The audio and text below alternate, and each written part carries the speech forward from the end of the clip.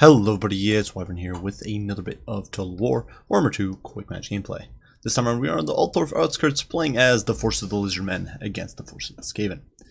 And this time around I wanted to try a build that was standoffish and could trade essentially tit for tat with enemy artillery, taking advantage of the ballistas on the Stegodon as well as my great healing that you can potentially bring with lizards between apotheosis and revivification crystals and that sort of stuff.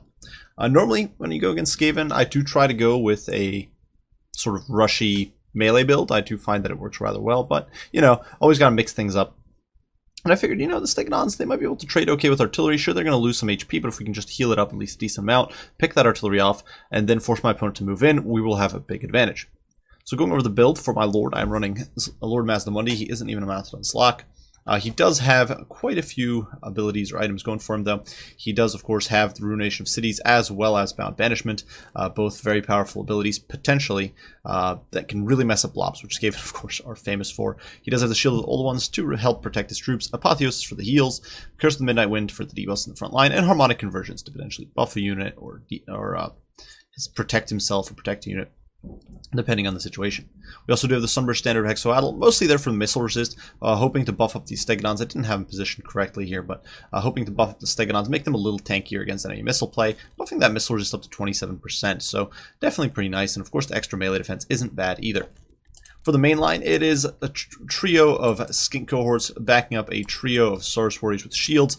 These units will trade well with Saurus warriors will trade well with the vast majority of Skaven troops, except like Stormmen and maybe Plaguebound Censer Bearers. Skinks, not particularly great, but I've needed the width, and I figured they can soak up, install, and soak up damage, that sort of stuff.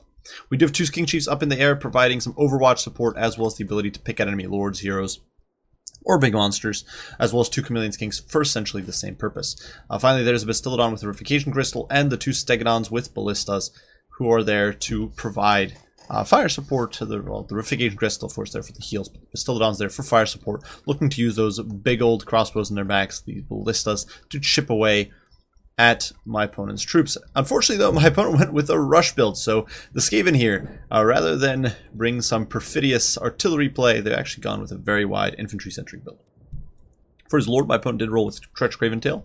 Not a bad Lord choice. He does have 90 armor. Of course, he also has the Lucky Skull Helm, which gives him some improved survivability when he's losing in melee combat. He also does have Tretch's Raiders, a nice little buff if he is winning in combat. Stand your ground, Verminous Valor, and the stay here, I'll get help. So a whole bunch of survivability and a fairly cheap Lord to boot. Alongside him, there's a Plague Priest who has a some very potent support magic. He's got Wither to debuff my armor, potentially making Clan Rats much better against Dinos. If you overcast, it's minus 60, which drops Saurus to 0 armor. He also does have Vermintide for those Clan Rat summons, and Blessed with Filth to apply poison, so potentially there's going to be a lot of debuffs, and of course, with the power of Contaminated, I might be suffering some leadership issues, especially for units like Skink Cohorts. For his main line, my opponent did simply bring a horde of Skaven slaves, as well as some Clan Rats with shields here in the center, providing a bit of a more stable anchor. A whole bunch of Skaven Slaves just going super wide. There is a small firing core of Skaven Slave Slingers, nothing too fancy, just to provide some pressure perhaps against my Skink Chiefs. And then we do also have some Rat Ogres, so 3 units of the big boys looking to run in, do some AP damage. And of course these guys, stacked on top of Clan Rats or units like that, they will do a lot of damage. Though immediately I did try to start sniping away at them with the Ballista, there just wasn't many targets for me. I could go after the Stormmen or the Rat Ogres, and I decided to prioritize the Rat Ogres. Finally, my opponent does have a single unit of Plaguebound Censer Bearers and some Death Runners over here on this flank, providing some additional AP support, as well as that wonderful Weeping Blade, minus 50% armor. Once again, crazy debuff. Works a lot better against heavily armored troops like Stegodons than it does against lower tier trash, but still a very potent ability. Plaguebound Censer Bearers, not my most recommended unit, definitely on the lower end of things, but they can do a lot of hurt for sure. And against these lower end Saurus troops, they'll do very well. My opponent also did have 2 Death Runners here in the back, who I kind of overlooked, but they are sneaking up now, looking to sneak in on me. In the meantime, I do move my front line forward, realizing my opponent has no artillery, and in a cheeky little play here, push my Skink Chiefs forward and start sniping my opponent's caster. Of course, Skink Chiefs fire incredibly quickly, they are relatively precise, and they do a lot of damage to these lightly armored troops, and this poor Plague Priest is having a nightmare of a time. My opponent just doesn't have anything to stop him. Now, I do try to get a nice little Ruination of Cities over here, figuring that, you know what, if I center it up, it's going to hit something, right? One of these rays has to hit a unit of Clan Rats or these Stormmen or something. No, it doesn't.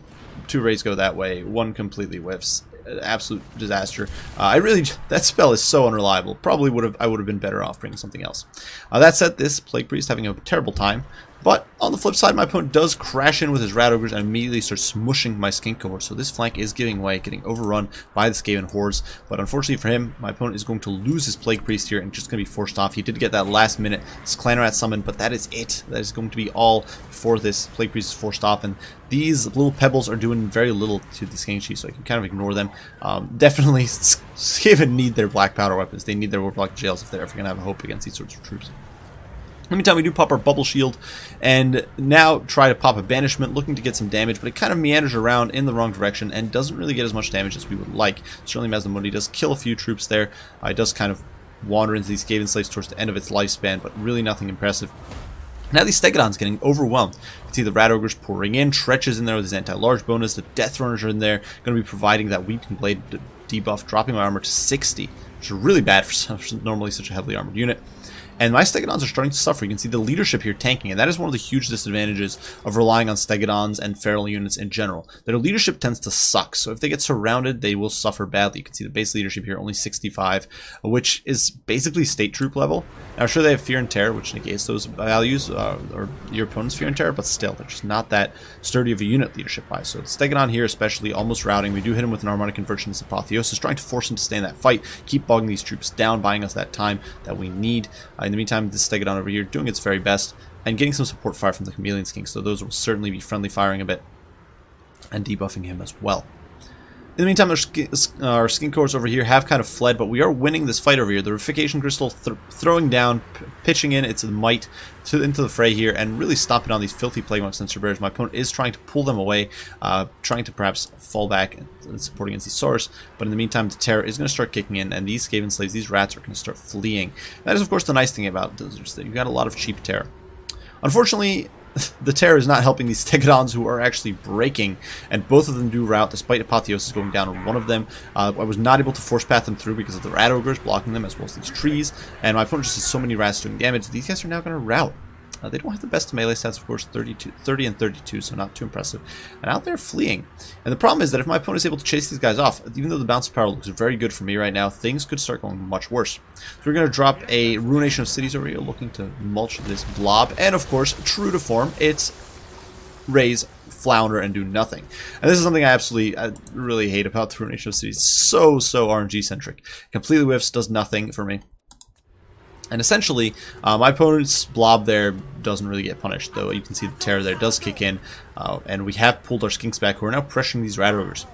My opponent, seeing Mazdamundi isolated and alone, is trying to get in there, but not getting the full surround with the rats. And of course, Mazdamundi has okay melee defense for 41, and we are getting those sort of chipping shots with our little glow darts, and these will actually do quite a bit to the Rat Ogres. Rat Ogres just don't have much armor, so they will get whittled down over time. Mazdamundi here being debuffed by his own friendly poison darts, but you know, he's holding okay. Elsewhere in the meantime, one of the Stegodons does actually rally. We hit him with an Apotheosis, and we are pulling him back into the fray. And we do get a Banishment, the first and only decent spell of this game, essentially, or decent damage spell, I suppose, and it's going to meander off a little bit, but it definitely had a good early effect, managing to mulch on these Skaven slaves and Clan Rats and even Stormmen. And in the meantime, Mazdamundi over here is getting a lot of support. He's able to sort of tank through everything. He's getting support from these Skink Chiefs, and this huge flank, that one over here, is now swinging inward. In the meantime, over here, my Stegodon does dive in to distract Tretch, sort of running him over, buying time for the second Stegodon to rally, and this does mean that now we're going to have a significant edge, since my opponent is not able to remove those critical units from play, and slowly but surely we're just chipping him down. These Stormmen, trading tip for that with the Saurus. I'm not entirely sure which unit wins. I actually think Saurus might win against Stormmen with Halberds, which is kind of sad for the Stormmen, but you can see the Death Runners here finally snapping and breaking. All of these Clan Rats just melting under Chameleon Skink fire. And at this stage, the poor Skaven slaves are starting to get overrun. The Skinks are in there. They're going to start beating them down. Skinks, of course, not the most impressive infantry, and neither are Skaven slaves, so it's going to be a bit of a wet noodle fight, but with the incoming support from the Saurus, we will be victorious there.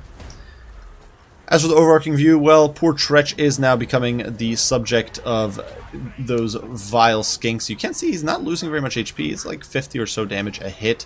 I don't know if his Lucky Skull Helm is active. It would appear that it is currently, so he's got crazy resistances. He's got 15% missile, 33% ward, probably taking 50% less. And he's got that armor as well, but it just isn't going to be enough to cut the mustard. as the fear and terror kicks in and my opponent's army shatters to army losses. So Pyrrhic victory for the Lizards. Now, my opponent here didn't bring artillery, which is a common pick in this matchup, in my experience. So the Stegadons actually ended up not really paying off necessarily. They did do some damage, certainly. They certainly held their ground for a bit. But with their low leadership, they actually kind of buckled, and it was a bit disheartening, to put it mildly. Mazdamundi's spells failing miraculously as well was definitely painful in this match. Give my opponent a big opportunity early on, where all the Skink Chiefs were whittling down the Plague Priest. Everything else from my opponent basically got in unscathed because, well, the Ballistas don't really do that much to cheaper trash, and the spells whiffed. So it kind of broke down into a grind fight. Now, obviously, it did help at that point that our artillery can still fight in a brawl. Do I think this build is better than like a more rush build? I personally don't think so. I think if you're trying to win against Skaven consistently, I think you're probably better off just rushing in, bring a wider, more brawly composition, still bring the Skink Chiefs for the support, maybe bring Mazdamundi on Slock, get a Carnosaur in there for anti-large duties, and you'll probably be better off. Keep in mind, Skink Chiefs are actually a very good counter to Warp Lightning Cannons and Catapults. You can get them hovering over an artillery unit and sort of snipe down the guns relatively quickly, so that is something worth thinking about. For my opponent's build, definitely the lack of counters to Skink Chiefs in this game was crippling. The fact that the Skink Chiefs could hover around, do whatever the hell they wanted, and crush the Rat Ogres, and especially the Plague Priest early on, was massive. It's something you always got to factor in when you're going against the Lizardmen. Things like Pterodons can be safely ignored, but Skink Chiefs cannot. So Howling Warp Gale is an okay counter.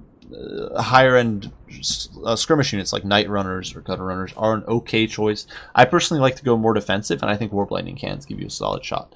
Obviously, once we get things like Warp Lock Jezzails, this might become much less of a problem. But until that time, we've got to basically deal with the tools you're given. So hopefully that DLC does drop soon, based on the updates we've been seeing with Bretonnia or the Bretonnia most likely being the next rework faction, and the fact that the DLC is supposed to drop sometime in early April, I've heard.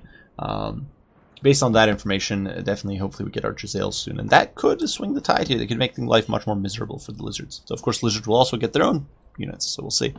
Regardless, fun little matchup here. Well played to Dragon Force. Cool build, trying out Tretch and mass rush against Lizards. Definitely some fun stuff.